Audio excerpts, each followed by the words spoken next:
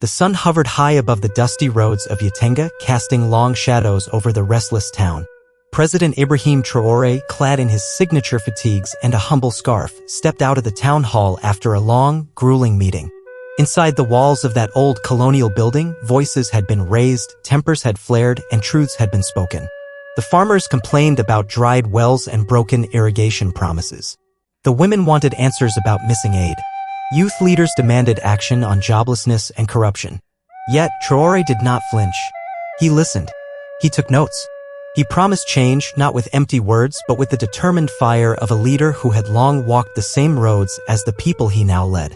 The president's convoy waited outside, engines running, guards scanning the area. But Traoré surprised them all when he turned to his aide and said, "Tell them I'll take the bush track. I need some time to think." "Sir, it's not secure," the aide protested. "Then secure it with prayer," Traoré replied with a dry smile, already turning away. The aide sighed and waved for one vehicle to trail quietly behind the president at a distance. The bush track was narrow, winding through thick shrubs, tall grass, and scattered mango trees. It was a forgotten road, used mostly by locals who didn't trust the main roads anymore. It was also a path of memories for Traoré. As he walked slowly, he remembered childhood days spent herding goats through similar thickets, the quiet hum of crickets, the songs of birds, and the safety of knowing your land belonged to your people. But safety had become an illusion in recent years. Traoré had risen to power not just to govern, but to liberate. He'd spoken openly about the invisible chains wrapped around African nations. He challenged foreign military influence, canceled shady contracts, and redirected national funds toward local infrastructure and agriculture. For that, he had made enemies. Powerful ones. At the edge of the bush track, concealed under the canopy of an old mango tree, a man lay flat on his stomach. He was dressed in local clothing, but his gear was anything but local. A long-range sniper rifle, imported and illegal, rested against his shoulder. A scope magnified his view, crosshairs steadily fixed on the track. His orders were clear: eliminate Ibrahim Traoré. He had studied the man, knew his habits, knew that Traoré, proud and principled, sometimes took the bush path when returning from northern visits. Today, the sniper was ready, paid in advance, passport clean, exit route secured. A single bullet would change the course of Burkina Faso's revolution. But fate, as it often does, had other plans.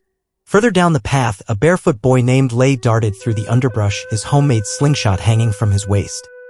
He was no older than 11, skinny from hunger, but sharp as a hawk. He had come into the bush to look for birds to hunt, a game he often played to distract himself from the rumbling in his stomach. He had spotted a pigeon and tracked it silently until his eyes caught something strange, a metallic glint from the tree. Curious, he crept closer and saw the man lying prone, the long weapon steady in his arms. Laye froze. He didn't fully understand, but he'd seen enough action movies in the local video shack to know what a sniper was. His heart pounded. He saw the man adjusting the scope. He followed the aim, and then he saw him, President Traoré, walking calmly with his hands behind his back, as if he were on a Sunday stroll. Laye didn't think. He couldn't. He just ran. President Traoré had almost reached a bend in the path when he heard something crashing through the bushes behind him.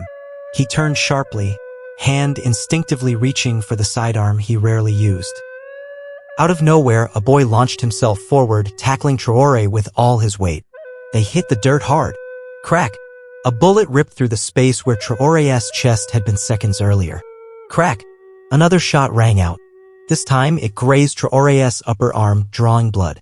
The driver screamed into the radio. Guards emerged from the bushes, opening fire in the direction of the shooter. Laye, still panting, pulled the president down behind a termite mound. "There. He's up in that tree," one soldier shouted. It took less than 2 minutes. The sniper was surrounded, disarmed, and arrested. When they searched him, they found foreign currencies, a high-tech satellite phone, and a military-grade ID that had no business being in West Africa. Later that evening, in a small field clinic set up nearby, Traoré sat on a plastic chair as a medic stitched up his arm. Laye stood nearby, his hands dirty, his face bruised from the fall. "Why did you do it?" Traoré asked quietly. Laye looked up at him, hesitant at first. Then he said, "Because if you die, we go back." Traoré stared at the boy, his throat tightening. This child, poor, hungry, forgotten by the system, had understood what many politicians and generals still refused to see. "What's your name?" Traore asked. "Laye." The president smiled. "Then Laye, today you saved more than a life. You saved a future." That night, Traore couldn't sleep. The ambush had failed, but the message was clear: they wanted him gone. Not just him, but everything he stood for. He thought of the foreign flags that flew over African soil. He thought of the contracts signed in languages foreign to the people they affected. He thought of the military advisors who trained African soldiers to kill fellow Africans, all in the name of stability. And then he thought of Laye, a child with no shoes, no gun, no title. And yet, in that single moment of bravery, he had done more for Burkina Faso than 1,000 diplomats ever had.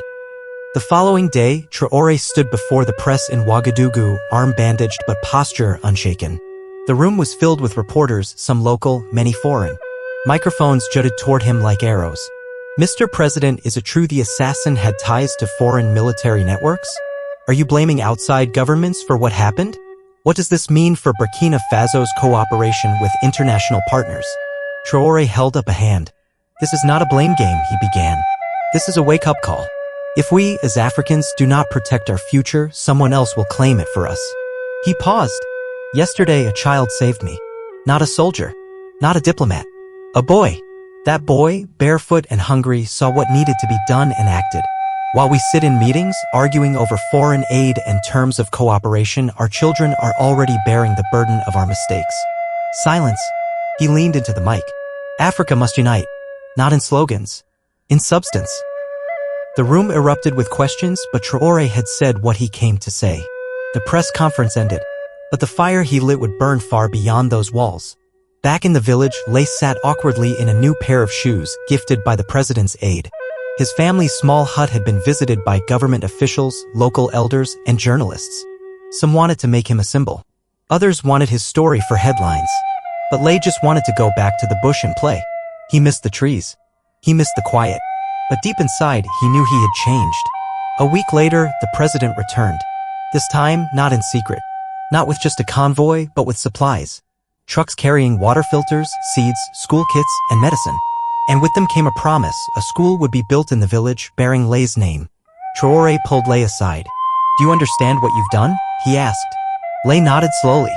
"I stopped a bullet." Traore laughed, then knelt to his level. "You did more than that. You showed us all what courage looks like, what patriotism means. You reminded me why I fight." He handed Laye a small medallion. It bore the symbol of the Burkinabe resistance. "Keep this safe," he said. "You're part of something now." Elsewhere, not everyone celebrated. The captured sniper was under interrogation. Details emerged. A network. Not one man, but many. Embedded in governments. Hidden in embassies. Operating under the veil of cooperation while extracting influence. Traore knew it was time to act. The attempt on his life was not an isolated incident. It was part of a larger war. Not fought with armies, but with corruption, dependency, and silence. He called for an emergency summit with other West African leaders. In a closed-door meeting, he laid out the evidence. "They think we are weak because we are divided. They think they can buy our silence. But today, a boy with no name made more impact than any foreign envoy." Some leaders were skeptical, others afraid. But a few nodded, their eyes lit with new resolve. "Let this be our revolution," Traore said. "Not with blood, but with unity." And in that moment, something shifted. Quietly, but surely, the soil of Africa stirred, and the echoes of unity began to rise. Elsewhere, not everyone celebrated. The captured sniper was under interrogation. Details emerged. A passport traced to a neighboring country. Military-grade gear supplied through a shadow route in the Sahel. A phone wiped clean, but its SIM card linked to encrypted messages traced back to an international defense contractor. One with strong political ties in Europe. Inside a dimly lit intelligence office in Ouagadougou, agents whispered in low tones. It was becoming evident. The assassination attempt wasn't the work of a lone gunman. It was part of something bigger. A message to Traore. A warning. But instead of retreating into fear, President Ibrahim Traoré doubled down. Within days, embassies were summoned. Some diplomats gave vague responses, others denied involvement. But behind closed doors, the air was tense. Traoré's decision to cancel exploitative mining licenses, kick out foreign troops, and call for a Pan-African security alliance had made him a target. He knew it. So did his enemies. Meanwhile, the streets of Ouagadougou buzzed with stories of the boy hero. Graffiti reading Laye began to appear on walls. Artists painted murals of the young boy standing tall in front of a bullet meant for a president.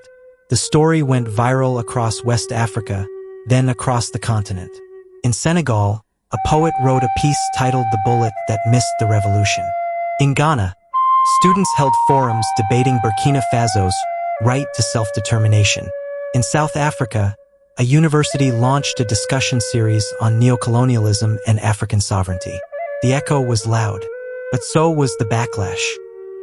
A few days later, a high-ranking intelligence officer handed Traore a brown envelope marked confidential.